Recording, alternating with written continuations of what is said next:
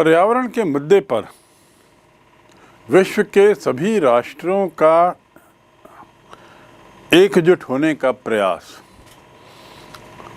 और उसमें दखल होती अंतर्राष्ट्रीय राजनीति। इस अंतर्राष्ट्रीय राजनीतिक खेल में जहां पर्यावरण एक मुद्दा बना जो स्वयं में एक सफलता है, पर्यावरण की समस्या की ओर इशारा करता है, बढ़ती समस्या की ओर, वहीं दूसरी ओर ये इस बात को भी स्पष्ट करता है कि विश्व के देश इस बात पर सहमत हैं कि जो भी प्राकृतिक संसाधन है, जो संपदा है, जिसे हम संपदा कहते हैं, वो विश्व की साझी संपदा है। साझी संपदा में साझा होने की भावना अत्यधिक महत्वपूर्ण है।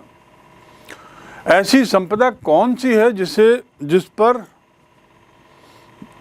ये सब देशों में सहमति है कि ये संपदा साझी है, और सहमति के बाद इनकी सुरक्षा के क्या उपाय किए जा रहे हैं, अब हम इस पर अध्ययन करेंगे, चर्चा करेंगे।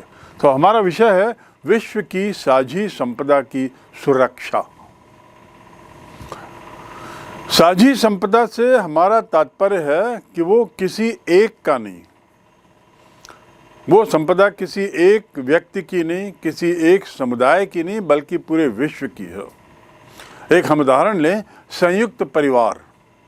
संयुक्त परिवार में चूल्हा, चरागाह, मैदान, संबंधित मैदान, कुआं और उसी प्रकार नदी का पानी, ये साझी परंपरा के उदाहरण हैं। किसी परिवार के किसी विशिष्ट लोगों का उसमें कब्जा, दखल नहीं होती अकेली। और इसी तरह कुछ क्षेत्र या कुछ ऐसे भाग हैं जिस पर किसी एक देश का संप्रभु क्षेत्राधिकार नहीं है। मैं पुनः दोहरा दूं, विश्व के कुछ ऐसे क्षेत्र, कुछ ऐसे भाग जिस पर किसी एक देश का संप्रभु पूर्ण रूपेण एकाधिकार नहीं हो, वे साझी संपदा के तहत आते हैं। और इनका प्रबंधन भी, इनको बचाए रखने की व्यवस्था भी, इनके संरक्षण की व्यवस्था भी साझे तौर पर एकजुट होकर अंतर्राष्ट्रीय समुदाय द्वारा किया जाता है। तो साझी संपदा का अर्थ जानने के बाद हम जाने इस साझी संपदा में कौन कौन सी संपदा को साझा माना गया है। पहला, वायुमंडल। विश्व का जो, पृथ्वी का जो वायुमंडल है, वो वायुमंडल पर किसी एक देश का एकाधिकार नहीं है। अंटार्कटिका, इस पर भी किसी एक देश का एकाधिकार नहीं है। समुद्री सतह और अंत में बाहरी अंतरिक्ष, स्पेस। स्पेस, सी लेवल, अंटार्कटिका और वायुमंडल, एटमॉस्फेयर, ये साझा संपत्ति मानी गई है और इस बात पर सभी देश सहमत हैं, एकमत हैं। अब इस संपदा की रक्षा के लिए क्या उपाय किए गए हैं, क्या उपाय किए गए हैं, क्या उपाय किए जा रहे हैं, क्या सोचा जा रहा है। तो पहला बिंदु, साझी संपदा का सीमित उपयोग हो, इस बात पर सब सहमत हैं। रक्षा के उपायों में सीमित उपयोग। दूसरा, जो साझी संपदा की सुरक्षा के लिए जो प्रोटोकॉल बनाया गया है, साझी संपदा की सुरक्षा के लिए जो स्टैंडर्ड ऑपरेटिंग प्रोसीजर या प्रोटोकॉल बनाया गया है, उसे सभी देशों के द्वारा स्वीकार किया जाए। इस संबंध में 1959 में अंटार्कटिका संधि हुई थी और ऐसे 1987 में मॉन्ट्रियल कनाडा में संधि हुई थी, जो बहुत महत्वपूर्ण है। और इसके तहत इन देशों द्वारा, विश्व के देशों द्वारा ओजोन परत को हानि पहुंचाने वाले पदार्थों पर रोक लगाने का प्रावधान था। ओजोन परत को हानि पहुंचाने वाले पदार्थों के प्रयोग पर रोक, ताकि वायुमंडल को कम से कम नुकसान हो। तीसरा, साझी संपदा में जो शोध या ज्ञान को बढ़ाने की अनुमति तो दी जा सकती है, वायुमंडल के अध्ययन के लिए अनुमति दी जा सकती है, अंटार्कटिका में जाकर वहाँ अध्ययन के लिए अनुमति दी जा सकती है, आदि आदि, लेकिन इस संपदा के व्यावसायिक उपयोग या हथियारों के भंडार आदि के लिए मनाही होनी चाहिए, इस बात पर सहमति है। इन संपदाओं पर रिसर्च किया जा सकता है, अध्ययन किया जा सकता है, लेकिन इनका उपयोग ना हो। इनके व्यावसायिक उपयोग पर मनाही और साथ ही हथियारों के भंडार आदि को रखने का ये क्षेत्र ना बनाया जाए, इस पर सहमति होनी चाहिए। वैश्विक संपदा की रक्षा के उपायों में अगला उपाय महासागर और जो बड़े बड़े समुद्र हैं बाहर की ओर, प्रशांत, अटलांटिक, हिंद महासागर, इनमें पर्यावरण की रक्षा की बहुत ज़रूरत है।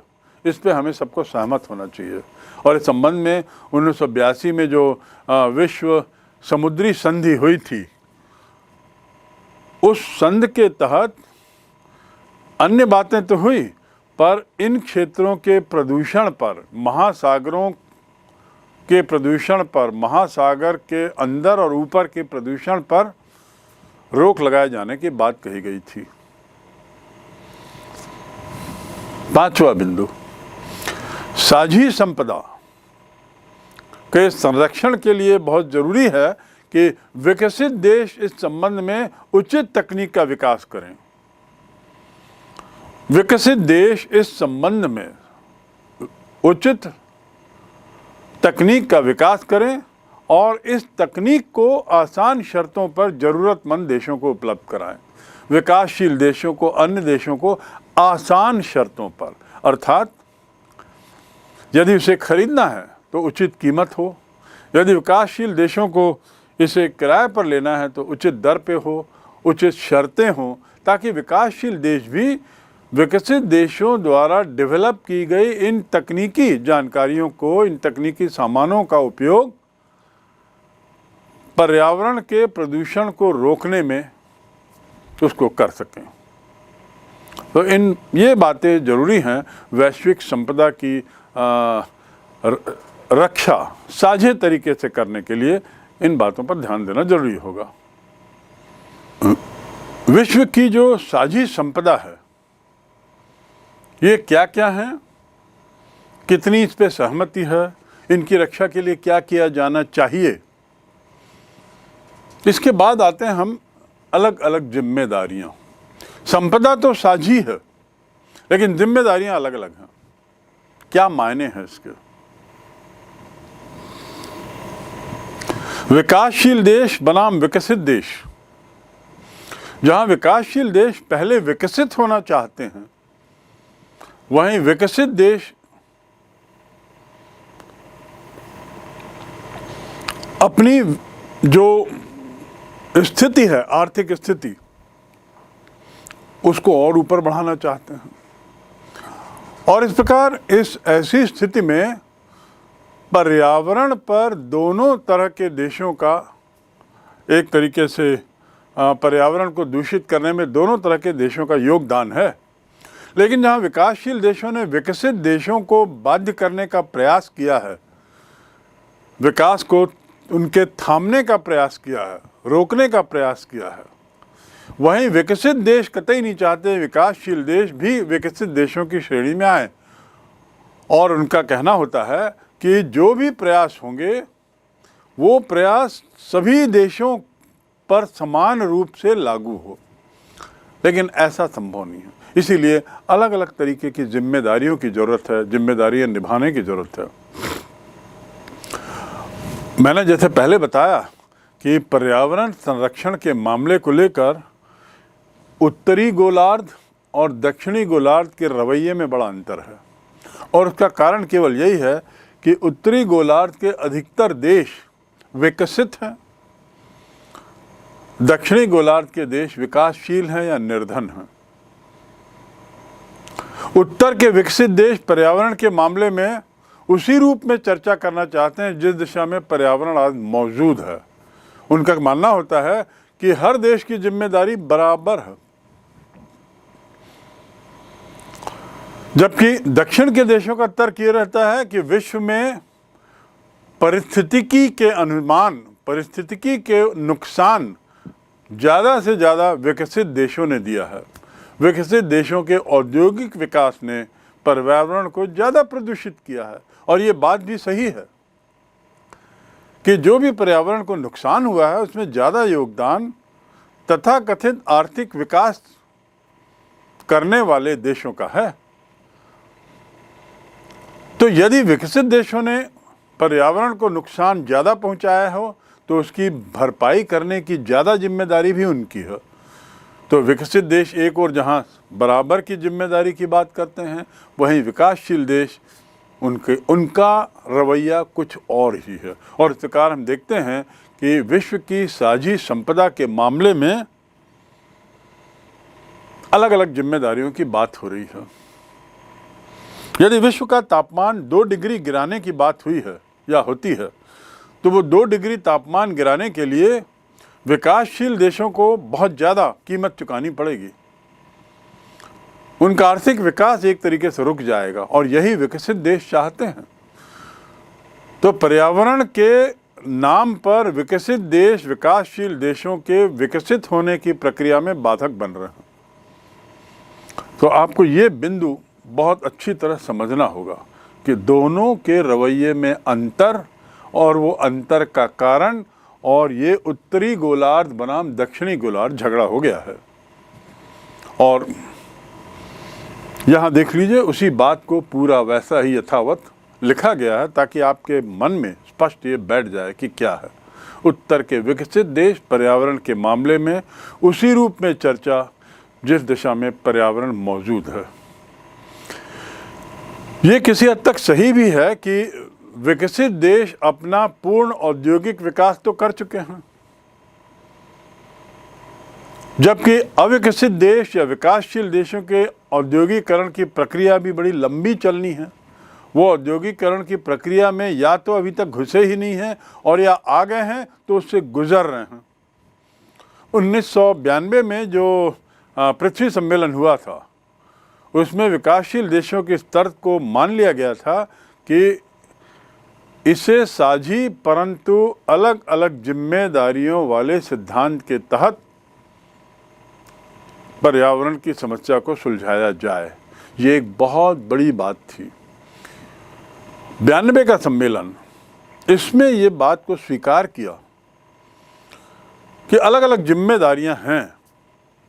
तथ्य तो ये है, यद्यपि साझा उपयोग हो रहा है, लेकिन पर्यावरण का ज़्यादा दुरुपयोग विकसित देशों ने किया है, उनके औद्योगिकरण की प्रक्रिया ने किया है, जो चरमोत्कर्ष पर है।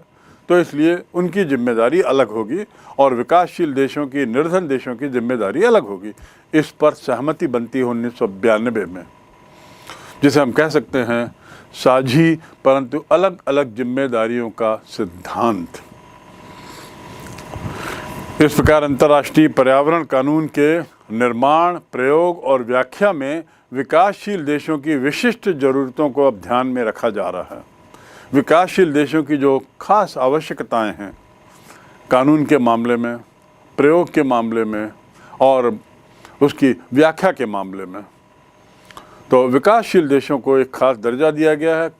क्योटो प्रोटोकॉल, जिसका पूर्व में जिक्र है, इसकी बाध्यताओं से विकासशील देशों को अलग रखा गया है, और ये बाध्यताएं विकसित देशों के लिए ज़्यादा अहम मानी गई हैं। विकसित देशों की जनसंख्या, यदि हम आंकड़ों की बात करें तो 22% जनसंख्या है उनकी।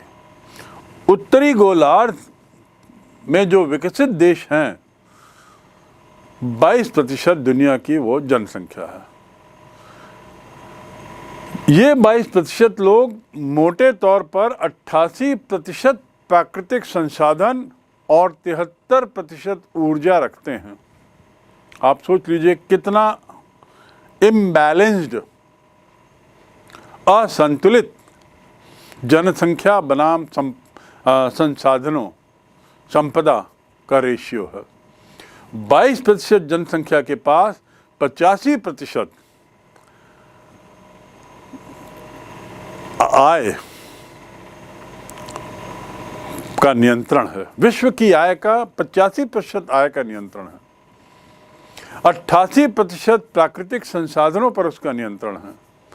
73% ऊर्जा पर उनका नियंत्रण है। और जनसंख्या कितनी? विश्व की मात्र 22%। वहीं दूसरी ओर यदि हम विकासशील देशों की बात करें, जो नक्शे में स्पष्ट है, तो हम देखेंगे कि ये विश्व की जनसंख्या का कितना हो गया? 78%। और इनका नियंत्रण कितने पर है? आय पर। मात्र 15% विश्व की आय पर इनका नियंत्रण है। मात्र 12% प्राकृतिक संसाधनों पर और मात्र 27% प्राकृतिक ऊर्जा पर। इन कितना विरोधाभास है। इन सभी आंकड़ों से ये स्पष्ट हो जाता है कि विकसित देश कम जनता होने के बावजूद प्राकृतिक संसाधनों का बहुत ज़्यादा उपयोग कर रहे हैं और इसलिए अधिक प्रदूषण के वे ज़्यादा जिम्मेदार हैं। जनसंख्या कम, लेकिन इन सब संसाधनों का उपयोग कई गुना ज़्यादा, इसलिए प्रदूषण के लिए उनको ज़्यादा जिम्मेदार माना जाए। इसीलिए उत्सर्जन जो हो रहा है गैसों का, वेस्ट का, इसकी ज़्यादा जिम्मेदारी उनकी बनती है। इसीलिए उन्हें इसकी ज़्यादा जिम्मेदारी उठानी चाहिए। पर्यावरण को प्रदूषण से बचाने की ज़्यादा जिम्मेदारी उनको उठानी चाहिए। कोपेनहेगन में जो सम्मेलन हुआ था, उसमें विकसित बनाम विकासशील देशों में जो टकराव हुआ था, वो इसी मुद्दे को लेकर हुआ था, इसी बात को लेकर हुआ था, इन्हीं जिम्मेदारियों को लेकर हुआ था। तो इसके मायने ये हुए कि पर्यावरण के संबंध में विकसित बनाम विकासशील देशों के दृष्टिकोण में अंतर है, सोचने के तरीके में अंतर है, नज़रिए में अंतर है। जिम्मेदारियों से विकसित देश बचना चाहते हैं, जबकि आंकड़े बड़ी स्पष्ट रूप से इस बात की ओर इशारा करते हैं कि विकसित देशों के द्वारा पर्यावरण प्रदूषण कई गुना ज़्यादा किया गया है।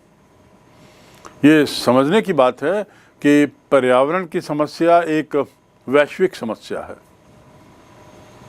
तो इनके दृष्टिकोण में भिन्नता को लेकर हम कुछ बात करें। यद्यपि ये वैश्विक समस्या है, लेकिन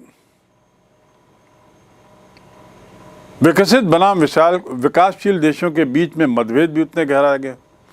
जितनी ही कॉन्फ्रेंस हो रही हैं, जितने ही सम्मेलन हो रहे हैं, प्रयास तो दिख रहे हैं, लेकिन परिणाम बहुत कम, सफल परिणाम बहुत कम। और इसका मुख्य कारण है कि इन दोनों तरह के जो देश हैं, उसमें विकास संबंधी हित और प्राथमिकताएं अलग अलग हैं। विकास संबंधी हित और प्राथमिकताएं अलग अलग हैं। इसी मतभेद के कारण पर्यावरण समस्या हमेशा, विशेषकर जलवायु परिवर्तन की समस्या के समाधान के लिए बड़ी बड़ी बाधाएं सामने आ रही हैं। अंतर्राष्ट्रीय प्रयासों में ये अलग अलग सोच के कारण बहुत बाधाएं आ रही हैं। इस मतभेद के कारण पर्यावरण की समस्या को सुलझाने का सार्थक प्रयास होता नहीं दिख रहा है। यदि हम संक्षेप में बात करें तो जो मतभेद हैं वो किस रूप में हैं?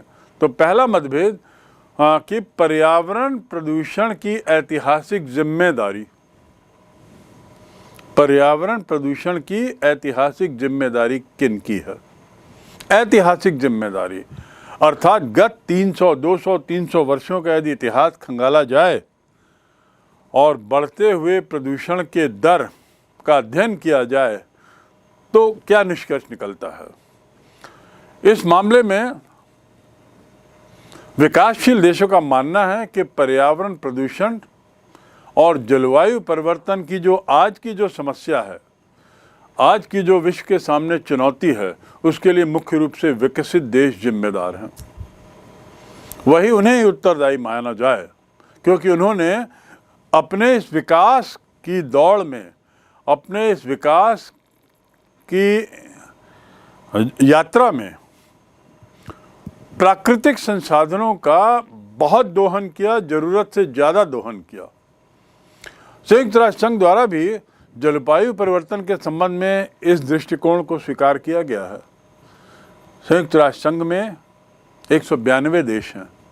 वहाँ भी मेजॉरिटी देशों ने स्वीकार किया है कि इसकी ऐतिहासिक जिम्मेदारी विकसित देशों की होती है। फिर भी विकसित देशों का सोचना कुछ और है। उनका मानना है कि विकासशील देशों को भी इस संबंध में जिम्मेदारी लेनी चाहिए। उनका कहना है कि भारत और चीन जैसे जो विकासशील देश हैं वो पर्यावरण के क्षरण के लिए, पर्यावरण में गिरावट के लिए जिम्मेदार हैं। विकासशील देश इस बात पे जोर दे रहे हैं कि पर्यावरण प्रदूषण में उनके यहाँ प्रति व्यक्ति योगदान बहुत कम है, प्रति व्यक्ति योगदान। क्योंकि इन देशों में जहाँ जनसंख्या 78% है, तो इस 78% जनसंख्या में यदि पर्यावरण प्रदूषण की दर को विभाजित किया जाए तो ये बहुत कम आता है। जबकि विकसित देशों में बस 22% जनसंख्या बनाम 88% प्राकृतिक संपदा का दोहन, 73% ऊर्जा का दोहन, इससे वहाँ पर जो रेशियो आता है प्रदूषण का प्रति व्यक्ति योगदान वो बहुत ज़्यादा होगा। इसलिए प्रति व्यक्ति कार्बन उत्सर्जन की दृष्टि से अमेरिका और विकसित देश ज़्यादा जिम्मेदार हैं, प्रदूषण के लिए ज़्यादा जिम्मेदार हैं, ऐसा विकासशील देशों का मानना है। तो इस प्रकार आंकड़ों के बल पर विकासशील देश अपना तर्क रखते हैं कि विकसित देशों की ऐतिहासिक जिम्मेदारी बनती है। ऐतिहासिक जिम्मेदारी के अलावा विकासशील देश आर्थिक मुद्दों को लेकर भी बात करते हैं। वित्तीय संसाधनों की व्यवस्था ये दूसरी मुद्दा है, अलग अलग या मतभेद का। ग्रीन अर्थव्यवस्था को लाने तथा जलवायु परिवर्तन जैसी चुनौती का सामना करने के लिए नई तकनीक की जरूरत है, नए उपायों की जरूरत है, नई खोज, नए विचार को सामने लाने की जरूरत है, और इसके लिए पर्याप्त संसाधन होना जरूरी है। विकासशील देश अपने विकास के लिए अभी संघर्ष कर रहे हैं। उनके पास इतनी आर्थिक संसाधन नहीं है कि वे विकसित देशों जितना पैसा पर्यावरण संरक्षण पर लगा सके, और खासकर तब जब वे पर्यावरण प्रदूषण के लिए विकसित देशों को ज़्यादा जिम्मेदार मानते हैं। विकासशील देश चाहते हैं कि इन संसाधनों का या इन संसाधनों और तकनीक का योगदान विकसित देशों द्वारा किया जाए, यानी विकसित देश इन संसाधनों को विकसित करने में का खर्च ज़्यादा वहन करे, जबकि विकसित देश इसे अन्यथा लेते हैं। वे अपेक्षा करते हैं कि विकासशील देश भी आर्थिक और वित्तीय संसाधनों की व्यवस्था में बराबरी का योगदान करें। तो वित्तीय संसाधनों की व्यवस्था को लेकर भी दोनों के बीच में मतभेद है। मतभेद का तीसरा कारण समायोजन और निराकरण। समायोजन और निराकरण उसका तीसरा कारण है। समायोजन से क्या तात्पर्य है? पर्यावरण प्रदूषण और जलवायु परिवर्तन के नकारात्मक प्रभावों का सामना करने की क्षमता। मैं फिर से पढ़ दूं, पर्यावरण प्रदूषण और जलवायु परिवर्तन, इसके जो नकारात्मक प्रभाव हैं, इनका सामना करने की क्षमता, उसको विकास, उसको विकसित किया जाए। जबकि निराकरण का तात्पर्य है इन समस्याओं को जन्म देने वाले कारणों को समाप्त किया जाए। पहला तो हो गया समायोजन, दुष्प्रभावों को समाप्त करने की क्षमता पहला, और दूसरा समस्याओं को ही जन्म देने के जो कारण हैं उन्हीं को समाप्त करने का प्रयास किया जाए। तो ये समायोजन और निराकरण, समझने की बात यह है कि विकसित देश निराकरण के उपाय पर जोर दे रहे हैं, अर्थात समस्याओं को जड़ से ही समाप्त करने पर जोर दे रहे हैं। कौन? विकसित देश। जबकि विकासशील देशों का कहना है और मानते हैं कि विकासशील देश निराकरण के उपायों को प्राथमिकता दें। इसके मायने क्या हुए? इसके मायने ये हुए कि जड़ से यदि समाप्त करने को हम प्राथमिकता दें तो विकासशील देश विकसित ही नहीं हो पाएंगे, क्योंकि वे ऐसे प्राकृतिक संसाधनों का, साझी संपदा का उपयोग नहीं कर पाएंगे उस रूप में जिस रूप में विकसित देशों ने करते हुए अपना विकास किया है। विकासशील देशों का ये मानना है कि पर्यावरण की समस्या से सबसे अधिक वही प्रभावित हैं, विकासशील देश ही प्रभावित हैं, क्योंकि उसकी जनसंख्या तो 78% है। तो ज़्यादा प्रभाव किस पे पड़ रहा है? ये जो पर्यावरण जो पूरा आप देख रहे हैं या जो हम जानते हैं, इसका प्रभाव मानव जाति पे पड़ रहा है, और मानव जाति का अधिकतम हिस्सा लगभग 78% विकासशील देशों में रहता है। तो इसलिए पर्यावरण की समस्या चूंकि उन्हें सबसे ज़्यादा प्रभावित कर रही है, इसलिए सबसे पहले उनके प्रभाव को कम किया जाए। उनके प्रभाव को कम करने की क्षमता, विकास पर ध्यान देने की आवश्यकता है। जड़ से निराकरण पर नहीं बल्कि समायोजन पर ज़्यादा ध्यान दिया जाए। तो इस प्रकार इस बिंदु को लेकर भी, प्राथमिकताओं को लेकर भी दोनों में मतभेद हैं। मतभेद का चौथा कारण सामान्य लेकिन क्षमता के अनुसार विभेदीकृत जिम्मेदारी। सामान्य लेकिन क्षमता के अनुसार विभेदीकृत जिम्मेदारी। इसके मायने क्या हैं? बड़ा स्पष्ट है। विकसित देशों का मानना है कि पर्यावरण संरक्षण के लिए सभी देशों को समान रूप से योगदान देना होगा। विकासशील देशों का मानना है कि क्षमता के अनुसार, उनकी क्षमता कम है, वे अविकसित हैं, गैर विकसित हैं, विकसित नहीं हैं, तो क्षमता कम है, तो इसलिए पर्यावरण संरक्षण में उनका सहयोग का अनुपात भी क्षमता के अनुसार तय होना चाहिए। आपकी क्षमता ज़्यादा है, इसलिए आप पर्यावरण के मामले में ज़्यादा सहयोग करें, और आपकी क्षमता ज़्यादा होने का कारण आपका ज़्यादा विकास होना, और आपका ज़्यादा विकास का परिणाम ही हमें भुगतना पड़ रहा है। तो इस प्रकार कुल मिला के क्षमता के अनुसार पर्यावरण के मामले में योगदान देना, इसको लेकर भी विकसित बनाम विकासशील देशों के बीच में मतभेद। और अंतिम कारण जो मतभेद का है, मुख्य कारण, ऐसे तो बहुत से कारण हैं, पर अंतिम मुख्य कारण विकास की आवश्यकता को लेकर है। किस पर? विकास की आवश्यकता। विकासशील देश जिसमें भारत, चीन आदि शामिल हैं, उनका मानना है कि विकास की प्रक्रिया में विकसित देशों से हम बहुत पीछे हैं, और सच्चाई भी यही है।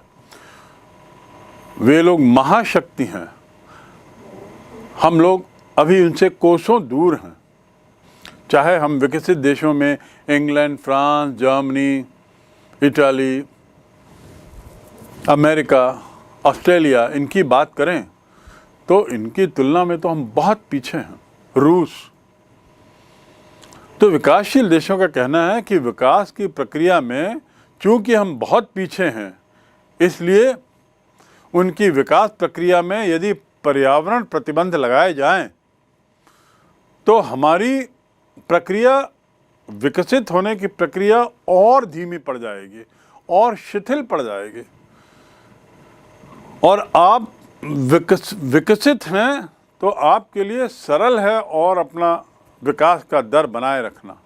तो हम दोनों के बीच में अंतर हो जाएगा, बहुत ज़्यादा आर्थिक अंतर हो जाएगा। विकसित और विकासशील देशों के मध्य व्याप्त इन्हीं उद्देश्यों के कारण जो जलवायु परिवर्तन की जो समस्याएं हैं, उस पर जो वार्ताएं हो रही हैं, उस पर जो सम्मेलन हुए हैं, वो प्रगति नहीं कर पा रहे हैं। खासकर दोनों का सोचने का नज़रिया बिल्कुल अलग अलग है।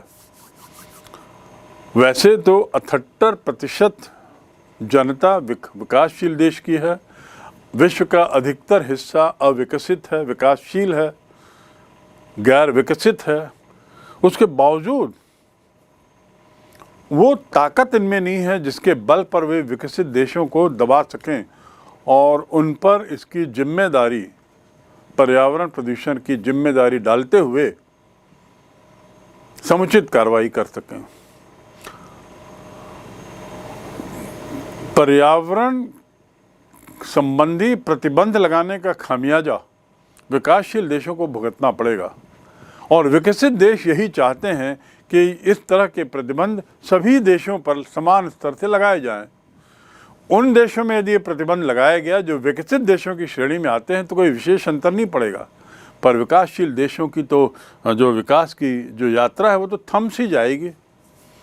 इस प्रकार इन 5-6 बिंदुओं को लेकर विकसित बनाम विकासशील देशों में भारी मतभेद, और यही मतभेद अंतर्राष्ट्रीय राजनीति का कारण बनी हुई है। यही मतभेद पर्यावरण और जलवायु के मामले में किसी तरह के समझौते को सफलतापूर्वक संपादित करने में बाधक बन रही हैं, प्रगति नहीं कर पा रही हैं और आम सहमति नहीं बन पा रही है। तो पर्यावरण के मसले को लेकर अब तक हम निश्चित रूप से अच्छी तरह समझ गए होंगे कि ये विषय राजनीति शास्त्र का क्यों है। अच्छी तरह समझ गए होंगे कि पर्यावरण का विषय एक राजनीतिक मुद्दा क्यों बन बैठा है। इस बात को अच्छी तरह समझ गए होंगे कि किस प्रकार पर्यावरण एक वैश्विक मुद्दा बन चुका है, एक गहन समस्या बन चुका है और उसके निराकरण के लिए, उस समस्या के समाधान के लिए जहां विश्व के सभी देश चिंतित हैं, कार्य कर रहे हैं, लेकिन अंतर्राष्ट्रीय राजनीति के कारण, पर्यावरण पर होने वाले पर्यावरण संबंधी अपने मतभेदों के कारण इस समस्या का निराकरण उचित रूप से नहीं हो पा रहा। और ये जो मुद्दा है, ये विकसित देश बनाम विकासशील देशों का मुद्दा बन के रह गया है। भारत एक विकासशील देश है, एक उभरता हुआ राष्ट्र है, जो उभरती हुई शक्ति है। और मैंने आपको जिक्र भी किया कि अमेरिका जैसे विकसित देश भारत और चीन को विशेषकर इस पर्यावरण प्रदूषण का काफ़ी कुछ जिम्मेदार भी मानते हैं। भारत का इसमें क्या कहना है? विकासशील देश होने के नाते उसकी सोच उन 5 बिंदुओं में मैंने बता दी, जिसे हम कहते हैं मतभेद के कारण। लेकिन भारत स्वयं अपने तई क्या सोच रखता है? विभिन्न जो कॉन्फ्रेंसेस, सम्मेलन हुए, उस सम्मेलन में भारत की भूमिका क्या रही और भारत अपने को पर्यावरण के मामले में आज कहाँ पाता है? अब थोड़ा हम समझे तो अगला विषय है पर्यावरण के मसले पर भारत का पक्ष। पर्यावरण के मामले में भारत का क्या पक्ष है? पहली बात, बहुत सतर्कता निभाई है भारत ने। संक्षिप्त में आप इस बिंदु को ध्यान रखें कि इस पर्यावरण के मामले में भारत बहुत सतर्क रहा है, सजग रहा है। पूरी दुनिया के सामने पर्यावरण क्षय का जो मुद्दा आज एक चुनौती के रूप में विद्यमान है। औद्योगिकरण के क्षेत्र में विकसित देशों ने पर्यावरण को काफ़ी नुकसान पहुंचाया है। उसी का परिणाम है ताप वृद्धि, भूमि कटाव, वर्षा की कमी, ओजोन परत में छेद। और भारत इन समस्याओं से वाकिफ़ है और ये समझ रहा है कि ये जो समस्याएं हैं, ये समस्याएं स्वयं भारत की देन नहीं है बल्कि विश्व की देन है, विश्व के तथाकथित आर्थिक विकास की देन है। तो भारत विकास के क्षेत्र में बड़े फूंक फूंक के चलता है और एक ऐसे समग्र विकास की ओर अग्रसर है जिसे हम कहते हैं सतत विकास। क्योटो प्रोटोकॉल 1997, उस पर भारत ने हस्ताक्षर किया। भारत, चीन और अन्य विकासशील देशों को क्योटो प्रोटोकॉल की बाध्यता से छूट दी गई है। उसमें जो ये बाध्यता थी कि इतना तापमान गिराने के लिए ये प्रयास किए जाएं, तो इस प्रकार इनमें से कुछ देशों को छूट मिली है, क्योंकि हम लोग सस्टेनेबल डेवलपमेंट की बात करते हैं। ऐसा डेवलपमेंट, ऐसा विकास जो सतत रूप से जारी रह सके। भारत इस बात को जरूरी मानता है कि विकसित देश विकासशील देशों के वित्तीय संसाधन और स्वच्छ प्रौद्योगिकी या स्वच्छ प्रौद्योगिक तकनीक मुहैया कराने के तुरंत उपाय करें।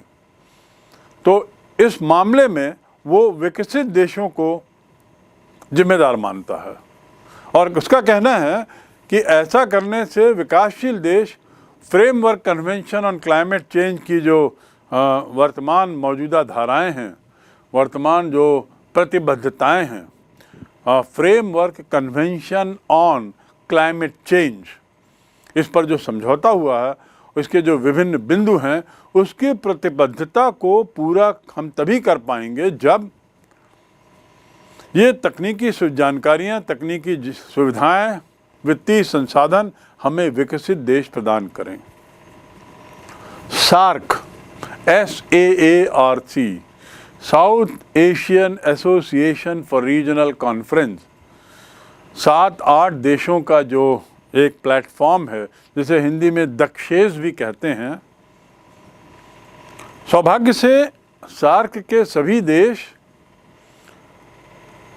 विकासशील देश हैं और वे इस मामले में एकमत हैं, इस वैश्विक मामले में एकमत हैं कि पर्यावरण के मुद्दे पर विकसित देशों की ज़्यादा जिम्मेदारी बनती है।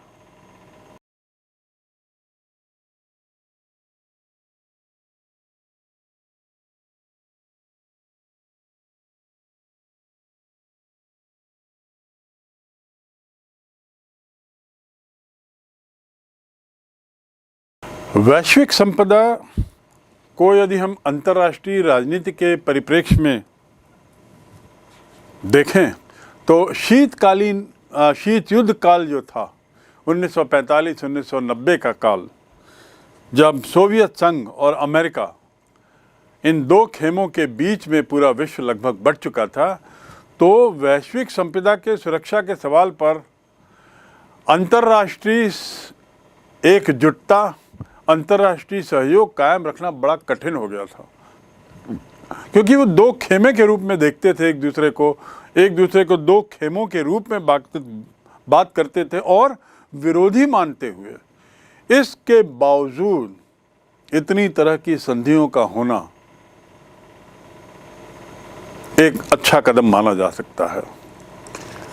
समस्या ये थी कि अपुष्ट वैज्ञानिक साक्ष्यों और समय सीमा को लेकर शीत युद्धकालीन दौर में देशों के बीच में बारंबार मतभेद होते थे। समस्या ये थी कि ऐसे में शीत युद्धकालीन दौर में पर्यावरणीय एजेंडा जो था, उस एजेंडे पर सहमति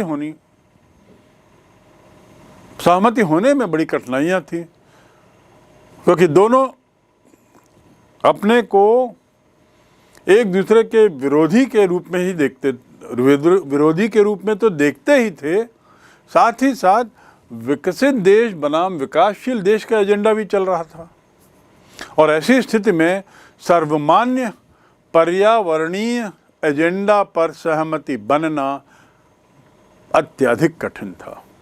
और इसीलिए हम देखते हैं कि इस काल में लगातार सम्मेलन होते रहे, बातचीत होती रही, दिखावा होता रहा, लेकिन सार्थक परिणाम नहीं निकल पाया। इस अर्थ में 1980 के दशक के मध्य में अंटार्कटिका के ऊपर जो ओजोन परत में छेद की जो खोज की गई, वो एक बहुत बड़ी आंख खोलने वाली घटना थी।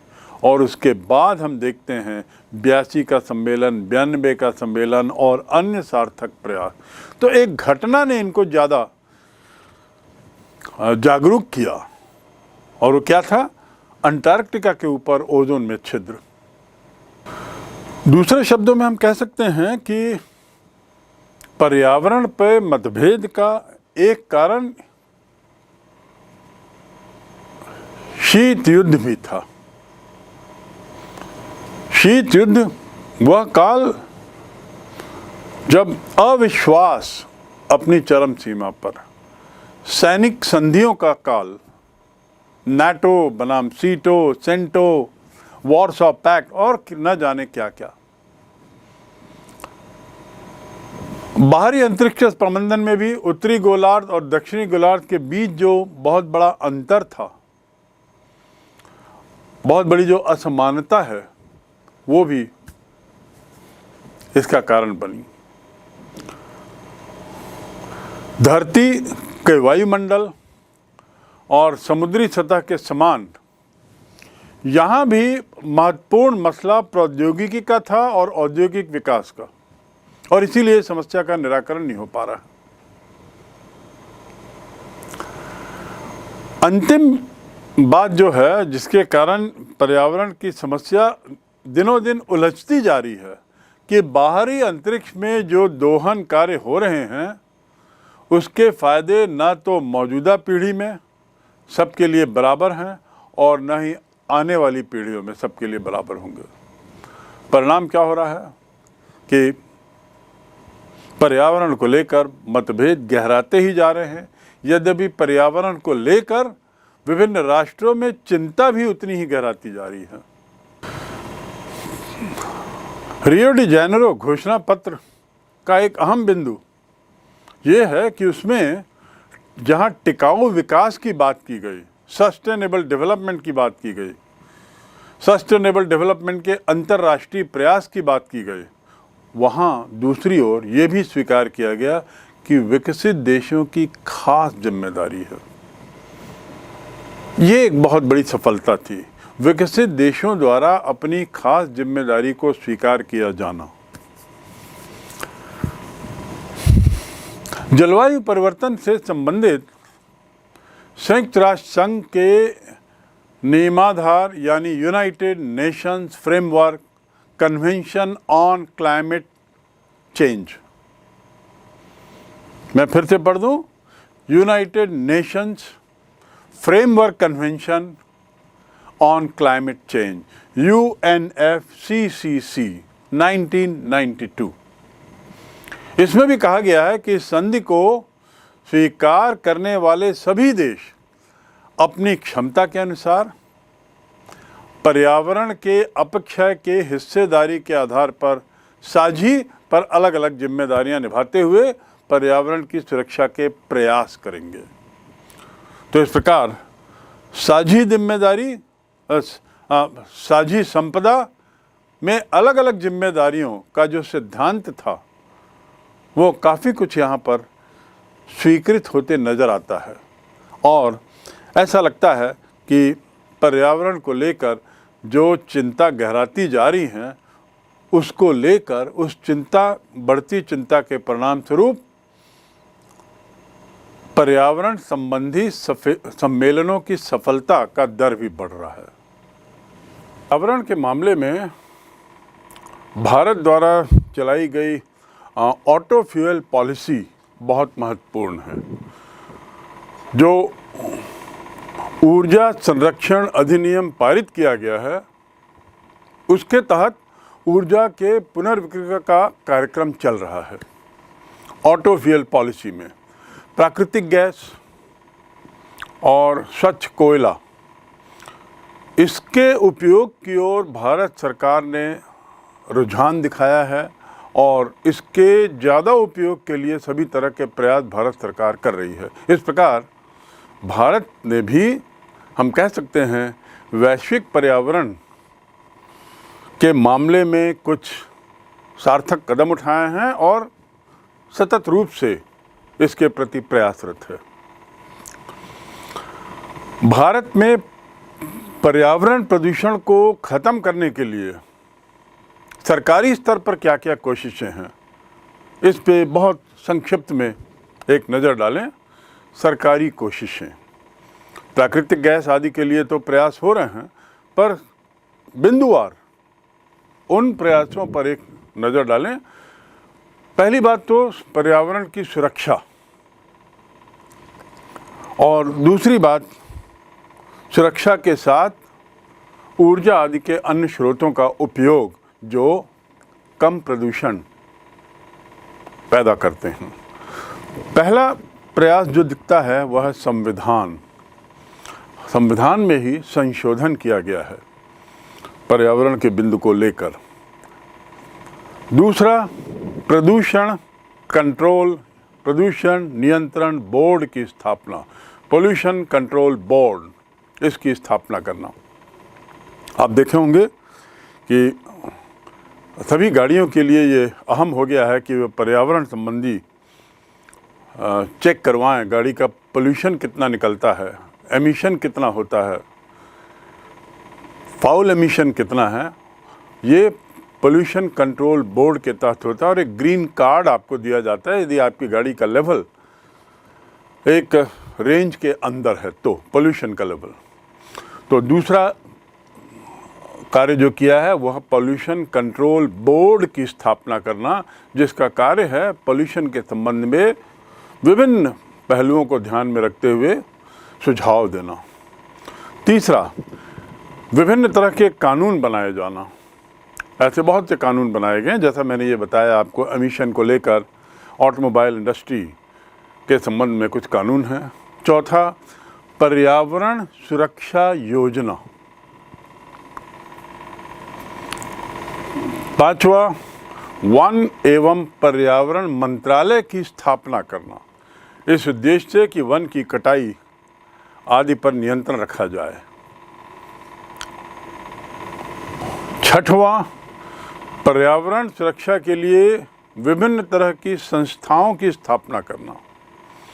सरकार ने ऐसी कई संस्थाएं बनाई हैं जिसमें उच्च पद पर लोग पदस्थ हैं, जिनका कार्य है पर्यावरण के मामले में कार्य करना, रिसर्च करना, अनुमोदन करना आदि आदि। तो इस तरह की संस्थाएं भारत में कई जगह स्थापित की गई हैं और ये संस्थाएं कानूनन दृष्टि से काफ़ी सक्षम हैं। सातवां, पर्यावरण पर्व मनाने का प्रावधान, चेतना जगाने के लिए, पर्यावरण के संबंध में लोगों के मन में जागरूकता पैदा करने के लिए। आठवां, गोविंद वल्लभ पंत हिमालय पर्यावरण एवं विकास संस्था की स्थापना। ये हिमालय को केंद्रित होकर ये संस्था बनाई गई है श्री गोविंद वल्लभ पंत जी के नाम से, और इसका काम है हिमालय से संबंधित पर्यावरण के मामलों पर नज़र रखना। और आठवां या नौवां अंतिम है राष्ट्रीय प्रदूषण निवारण नीति। एक पॉलिसी बनाई गई है 1992 में। प्रदूषण निवारण को लेकर गवर्नमेंट ऑफ इंडिया ने एक नीति बनाई है, नीति निर्धारण किया है।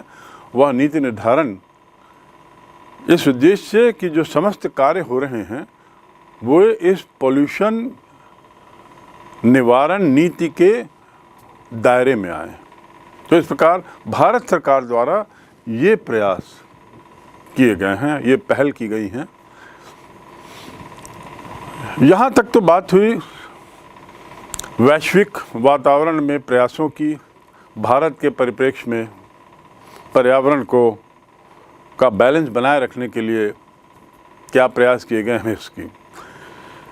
जहां एक ओर सरकार प्रयास कर रही है, वहीं दूसरी ओर कुछ ऐसे भी मामले हैं जिसमें स्पष्ट होता है कि जनता में भी जागरूकता बढ़ी है और जनता जागरूक है।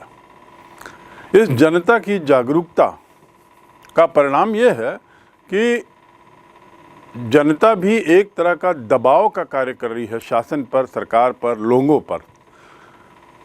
दबाव किस लिए? पर्यावरण को बचाने के लिए, पर्यावरण के और ज़्यादा दूषित होने से रोकने के लिए।